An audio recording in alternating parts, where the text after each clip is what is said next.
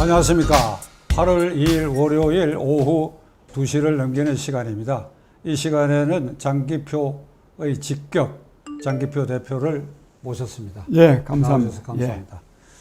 장 대표께서 오늘 아침에 기자회견을 통해 가지고 망국 칠적, 민노총 등 나라를 망치는 7의 적, 칠적의 망령을 쫓아내야 된다. 거기에 곁들여서 제3적인 대깨문의 이 망동도 이걸 몰아내야 된다. 이런 아주 특별한 기자회견으로 성명을 발표하셨는데, 이에 대해서 우리 시청자들이 어떻게 이해하고 있는지 설명해 주시기 바랍니다. 예, 그 시청자 여러분, 나라가 대단히 어렵습니다. 특히 그 총책임은 문재인 대통령과 이 정부에 있습니다. 정말 이 정부의 시대착오적인 이 사이비 진보 이념, 사회주의적인 그런 어떤 이 이념 편향 때문에 우리 정책이 전부 다 거꾸로 가는 정책입니다. 또 여기다가 특히 북한에 대한 짝사랑, 이 대북 저자세 때문에 정말 이 국민을 분열시키고 있습니다. 또 뭐 그보다 더 중요한 거는 윤리와 도덕이 파괴되고 있는 겁니다. 아무리 그저 상식적으로 반도덕적이고 비윤리적인 것도 그냥 옳다고 합니다. 이런 여러 가지 총체적인 문제가 있지만 그런 가운데서도 7가지 정말로 나라를 어렵게 하는 요인이 있습니다. 그래서 제가 이거를 망국칠적이라고 이름을 붙였습니다. 을사오적, 이완용이를 비롯한 말하자면 을사늑약을 통해서 대한제국의 국권을 거의 넘겨주다시피 한 그 을사오적에 빗대서 제가 이 망국칠적을 규정했는데, 그 7가지 적이 뭐냐 하면, 첫째는 민주노총, 두 번째로는 전교조, 그리고 세 번째로는 대깨문, 그 다음에 공기업도 그렇습니다. 공기업. 그 다음에 미친 집값, 그 다음에 탈원전 정책, 그리고 주사파. 이 지금 7가지 적이 있는데, 제가 이 민주노총과 정교조에 대해서는 지난 월요일과 목요일에 국회 소통관에서 발표를 한 일이 있습니다. 그런데 오늘 아침에는 제가 이 망국칠적 가운데 제3적인 대깨문을 혁파해야 된다 하는 이런 입장을 제가 표명했는데, 아마 그 말씀을 듣고 오늘 좀 이에 대해서 좀 저보고 시청자 여러분께 또 국민 여러분께 말씀드리려고 하는 것 같습니다. 국민 여러분, 대깨문이 무슨 말이냐? 다 아시겠지만 대가리가 깨져도 문재인을 지지한다. 국민 여러분, 정말 이 문명사회에서, 이 민주주의 사회에서 대가리가 깨져도 왜 문재인을 지지합니까? 어떤 피해가 있더라도 대가리가 깨지는 게 이거 뭐 어떤 피해보다 더 큰 피해 아닙니까? 그래도 우리는 문재인을 지지한다. 이런 맹목적 추종, 이게 이 문명사회에서 있을 수 있는 일이겠습니까? 근데 이게 현실입니다. 이 문재인 정권이 엄청난 실정에도 불구하고 사과 한마디 안 하고 계속 마이웨이로 나가는 것도 이 대깨문 때문입니다. 이 대깨문은 이 대깨문이 딱 한 번 누구를 지지하거나 반대를 하면 그건 완전히 작살납니다. 이 문재인 정부를 비판 반대하는 세력들 얼마나 이 뭐 적편이 해가지고 규탄했습니까? 그거는 또 뭐 혹 정치적으로 있을 수도 있는 일입니다. 그런데 좌파 내부에서도 만약에 문재인 정부의 어떤 정책에 대해서 좀 비판적인 견해를 표명하면 그냥 작살납니다. 한 예를 들어서 이번에 21대 국회가 들어선 다음에 이 민주당 내 초선 의원들이 조국 사태에 대해서는 우리가 이걸 옹호하는 것은 옳지 않다. 이런 말을 한번 그것도 강하게 한 것도 아닙니다. 슬쩍 했더니요, 이 대깨분들이요 달라붙어 가지고 저것들 뭐 출당시켜야 된다가 막 융단 폭격을 말하면 폭언 문자 폭탄을 날려 가지고요 그 사람들이 그냥요 사과하도록 만들어 버렸습니다. 우리는 그런 뜻이 아니다. 근데 여기에 또 조금 더 만약에 강하게 나가면 엄청나게 그냥 예를 들자면 금태섭 의원 같은 경우에는 결국 그 당에서 마지막에 이 사람이 탈당의 형식을 빌렸지만 실제로는 이 출당당한 겁니다. 쫓겨난 겁니다. 이렇습니다. 이거는 말하면 민주주의라고 하는 것은 언론의 자유에 기반하고 그리고 여론 정치인데 이거를 언론의 자유를 억압하고 여론 정치를 부정하니까 이거야말로 민주주의 파괴범 아닙니까? 그래서 제가 대한민국이 민주주의를 만약에 파괴한다면 이 나라를 망치는 일 아니겠습니까? 그래서 제가 만국 7적 가운데 민주노총 정교조의 의원 제3적이라고 규정한 바가 있습니다. 이 사람들은요, 이 심리적으로 묘한 사람들입니다. 거듭 말씀드리지만 대가리가 깨져도 문재인을 지지해야 될 이유가 어디 있습니까? 문재인이가 나라를 위해서 또 국민을 위해서 또 자기들을 위해서 국정 운영을 잘할 때 지지해야 되는데 이 사람들은 그게 아닙니다. 그게 아니고 무조건 하고 지지합니다. 무조건 하고. 근데 이 사람들의 지지 근거가 뭐냐 하면요, 김어준의 뉴스 공장이 이 사람들한테는 성경책입니다. 문재인 정부가 국민을 실망케 하고 분노케 하는 정책이 나왔을 때 이 김어준 씨가요 그걸 교묘하게 변명하는 논리를 만들어냅니다. 이 대깨문이 바로 한국판 홍위병입니다. 홍위병. 이 홍위병이니까 이 결과적으로는 누구를 망치느냐? 대한민국도 망치지만 문재인 대통령도 망치게 될 겁니다. 그러나 끝으로 한마디만 더 보태면 이 사람들은요 맹목적이니까 인간은 이성적인 동물인데 이성적인 사고, 합리적인 판단을 배격하니까 인간이기를 포기한 사람들입니다. 그래서 누가 그럽디다. 대깨문은 진짜 대가리가 깨져가지고 말하면 미친 사람들이다. 이렇게 비유할 정도입니다. 이런 사람들은 설득도 안 됩니다. 저는 사실 오늘 아침에 기자회견을 했는데 어떤 기자가 그러더라고요. 그 선생님은 그 대깨문 그렇게나 공격하면 거기에 따른 보복도 좀 각오하고 있느냐. 뭐 어떤 보복이 들어올지는 모르지만 저는 사실 상당히 각오하고 있습니다. 그럴 정도입니다. 그래서 이 나라가 이런 사람들 때문에 이 나라가 안 됩니다, 이게. 그래서 제가 이걸 척결해야 되는데 이건요 대화로 설득한다고 되는 것이 아니기 때문에 그다음 또 이걸 또 규제하는 법도 만들 수도 없습니다. 왜? 민주당이 다수를 차지하고 있는데 그건 3분의 2 가까이 차지하고 있기 때문에 대깨문을 말하자면 처벌하거나 제재를 가하는 법도 만들 수 없습니다. 결국 뭘 해야 되느냐? 정권 교체해야 됩니다. 정권 교체. 그래서 반드시 정권 교체를 해야 이런 이 대깨문들을 척결을 해서 나라를 정상화할 수 있다. 이런 말씀을 드립니다. 다음 화두로는 북한의 김여정 노동당 무슨 조직부 부부장인가 하는 김여정의 이름으로 어저께 늦게 한미군사훈련 8월에 예정된 한미군사훈련을 강행하면 예측 불허의 사변이 생길 수 있다.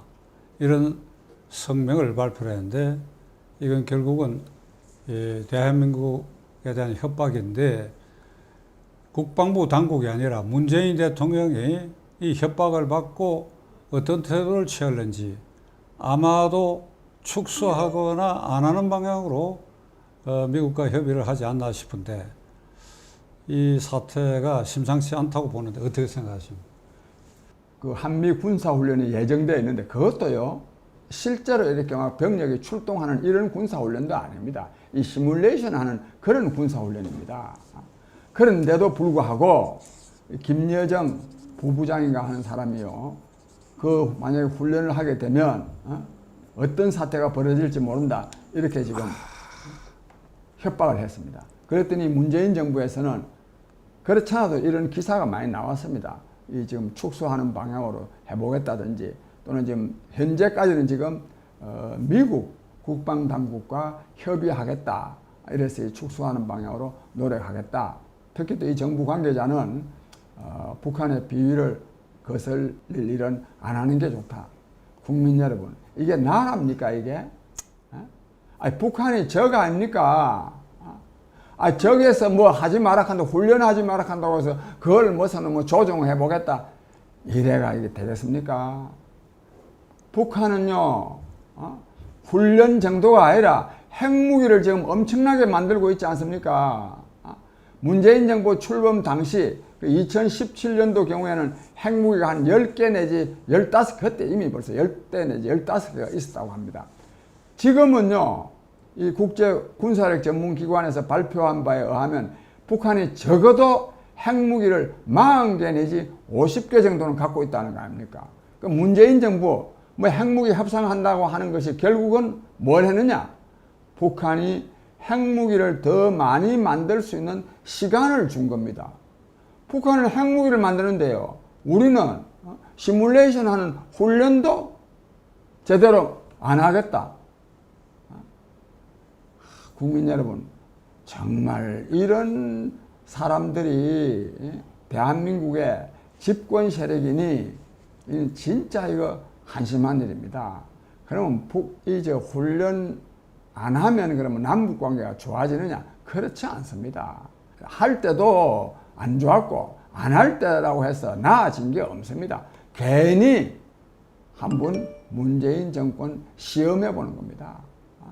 시험하고 어떤 점에서는요, 문재인 정부가 이렇게 절절매면 남한 국민들이 문재인 정권을 규탄하는 거, 규탄하죠.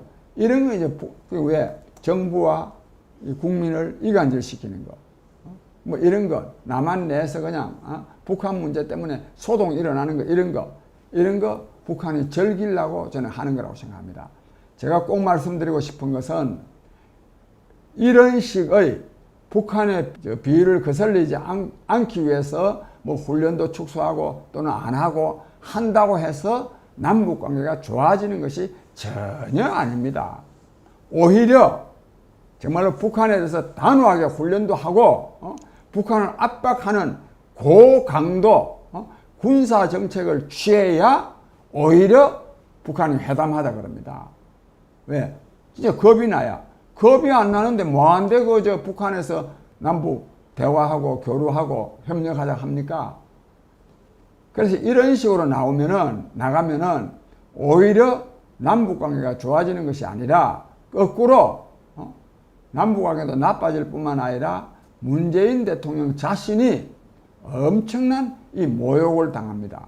그동안에요, 북한에서 얼마나 많은 모욕을 당했습니까?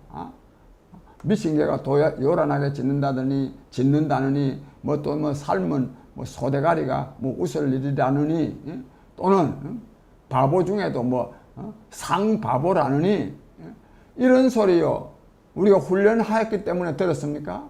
아닙니다. 근본적으로 북한은 남한 정권을 무시하는 겁니다. 오히려 남북 관계가 나빠지게 하기 위해서 그런 비난을 이렇게 계속합니다. 이 정권은 그런 비난에도 불구하고 계속 그냥 짝사랑하고 저자세 취하고 하는데, 지금은 왜 그러면 남북 간의 통신선도 복원하고 그러냐? 그거는 이제 한 번씩 하다 밀고 땡기고 해볼 필요도 있고, 제가 볼 때는 아마 뭔가 뒷구멍으로 엄청난 것을 주었거나 주려고 할 것 때문이라고 저는 생각합니다. 저는 사실 이 박지원 씨를 국가정보원장으로 시켰는데, 박지원 씨가 어떤 사람입니까? 김대중 정부 때 그 돈 4억 5천 달러 주는 그 협상 창구였지 않습니까? 저는 그래서 이 문재인 정부가 박지원 씨를 국정원장으로 시킨 것은 말하자면 그런 대북, 그 비밀리에 뭐 주는 그런 창구로 삼기 위해서 국정원장으로 임명한 것이 아닌가 하는 이런 의심을 하지 않을 수가 없고, 이번에 지금 남북 그 직통성 개설한 것도 그런 업무에 의해서, 내가 노력이라는 말을 쓰고 싶지가 않아요. 그런 업무에 의해서 이루어진 것이 아닐까 하는 의심을 하기에 충분합니다. 왜냐하면 그것이 아니라면요, 직통성 개설할 필요도 없어요. 또 남북 정상회담, 북한 입장에서 뭐 하려고 합니까? 할 필요가 없습니다. 왜? 핵무기 갖고 있는데요. 뭐 문재인 대통령 만난다고 해서 무슨 뭐 북한에서 좋을 게 뭐 있습니까? 좋을 거 없습니다.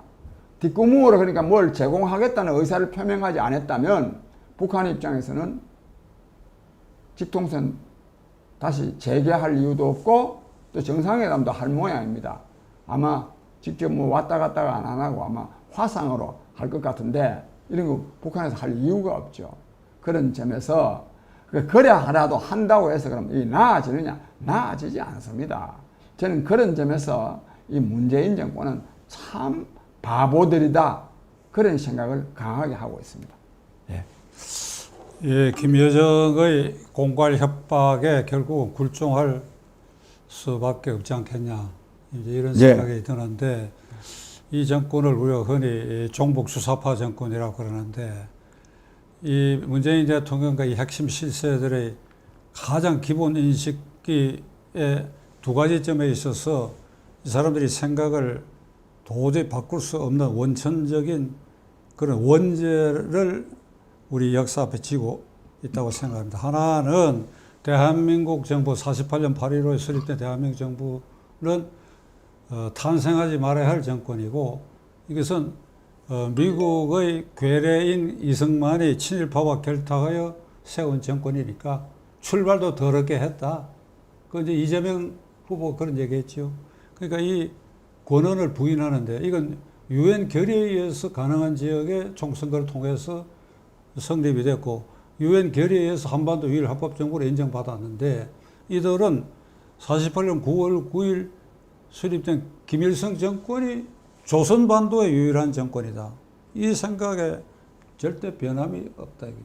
두 번째로는 6.25 전쟁에 관한 것인데, 이게 91년 소련의 외교문서 공개되기 전까지는 일관되게 북침이다, 북침이다. 이러다 그 공개되고 나서는 북침을 유도했다, 이거 조금 물러섰지만은, 이 사람들, 문재인 대통령과 이 실세들 기본 생각은 6.25 전쟁 때 부산까지 밀어붙여가지고 김일성 천하가 안 된 것을 억울해하는 것 같아.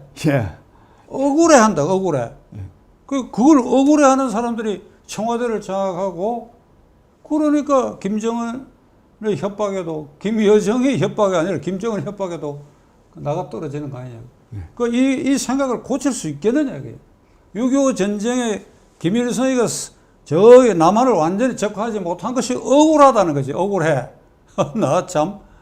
지금 그대들이 대통령이 되고 국회의원 되고 비서실장하고 장관 되고, 그렇게 돈도 벌고 정치자금도 뭐 이렇게 뭐 많이 챙기고 있잖아요. 그게 어떤 체제에서 가능하냐 이 말이야. 방금 참 정확하게 말씀하셨는데요. 한반도 국가의 정통성이 북한에 있다고 생각하는 사람들입니다.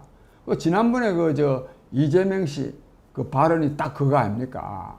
남한은 친미 사대주의자 이승만을 앞세워서 집권한 거다. 뭐 괴뢰 정권이라는 말은 제가 알기로는 안 썼지만은 뭐 점령군이다, 이렇게.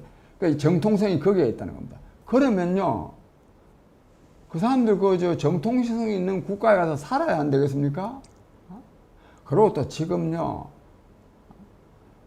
인민이 지금 굶어 죽게 생겨가지고 엄청난 사람들이 탈출하고 남한에 온 사람도 지금 뭐 3만 명, 근 3만 2천 명 정도 되는데, 이런 거를 보면서도 그 정권에 대해서, 즉 북한 정권에 대해서 비판하기는커녕 그 정권의 정통성이 있다 하는 사람들, 이 사람들이 정신이 있는 사람들입니까?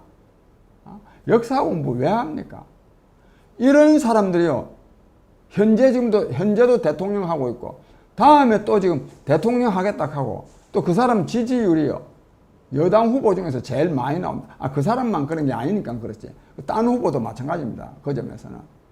국민 여러분, 정말 이게, 또 이런데도요, 지지하는 국민이 있습니다. 있는 게 아니라 많습니다. 이래야 나라 되겠습니까? 아까 6.25도 마찬가지입니다. 6.25도 그건 명백하게 남침한 거 아닙니까? 남침을 북한에서 먼저 시작하지 않았다면 어떻게 낙동강까지 남한 군인이 밀려나겠습니까? 만약에 북침을 했다면 초기에라도 좀 뭐 평양까지라도 남한에서 먼저 갔겠죠. 기밀 문서 따져볼 게 없어요. 상식적으로도 그것도 모릅니까, 그거? 그런데도 그거를요, 북침을 했습니다.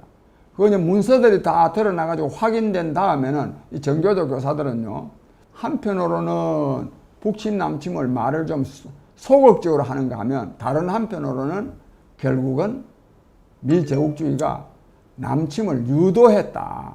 말하면 그런 식으로 지금 말하고 있습니다. 이런 사람들이 지금 현재 지금 집권 세력입니다.